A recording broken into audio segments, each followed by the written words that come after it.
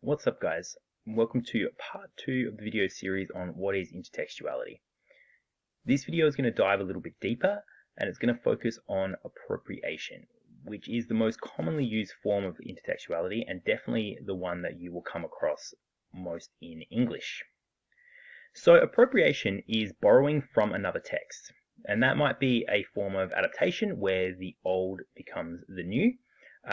Other forms of it can be reused text, reinterpreted text, or reimagined text, where one person has seen it in a particular way and then thought of it completely differently, and that's how they have reinvented the wheel, so to speak. So some examples of this.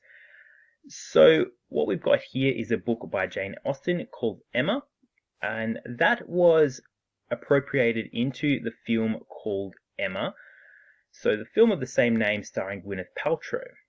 Now this film followed a lot of the same storyline and plot that the book did, but it was then reimagined altogether into the film Clueless. A lot of people wouldn't pick up on the fact that that's a reinterpretation of Emma, but it is. Alright, this film was also done into a short-lived TV series with a lot of the same cast members. It wasn't very popular.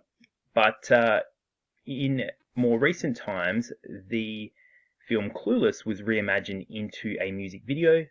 This is by Iggy Azalea for the song Fancy.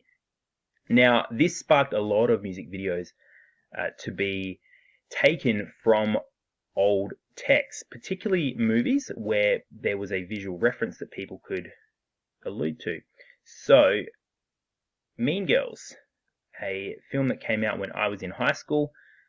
Ariana Grande released a song Thank You Next, which had a lot of the same cast members from the film, but showed a lot of the same scenes as well, just reimagined.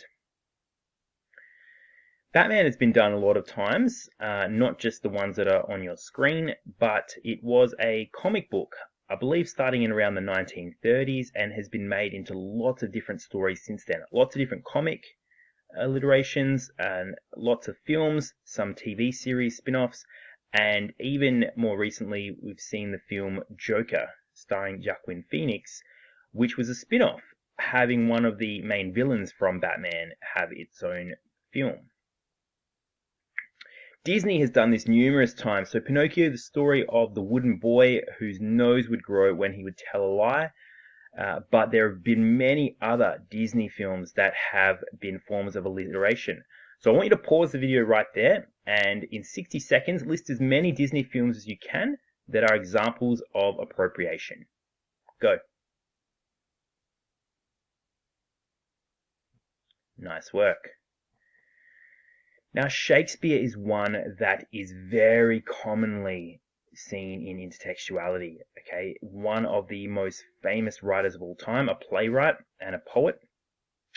Romeo and Juliet, probably one of the most famous plays of Shakespeare, was done as a film very early on that followed a lot of the same storylines, but then the version with Leonardo DiCaprio and Claire Danes, where they swapped the swords for the guns and really modernized it, but still keeping with the same language used in Shakespeare. A Midsummer Night's Dream, definitely one of my favorite Shakespeare stories, was a film starring Kirsten Dunst called Get Over It. They performed this play even in the film, but it was very much done as a comedic film meant to make you laugh, as some Shakespeare plays were. Hamlet, you may not know this one, but The Lion King is a version of Hamlet. There's also The Taming of the Shrew. Now on the left you'll see a film poster starring Elizabeth Taylor and one of her husbands. She had a few of those. But then that was later reimagined into the film 10 Things I Hate About You. There was also a TV series of 10 Things I Hate About You too. Also didn't last long, similar to Clueless. But it was an interpretation of The Taming of the Shrew by William Shakespeare.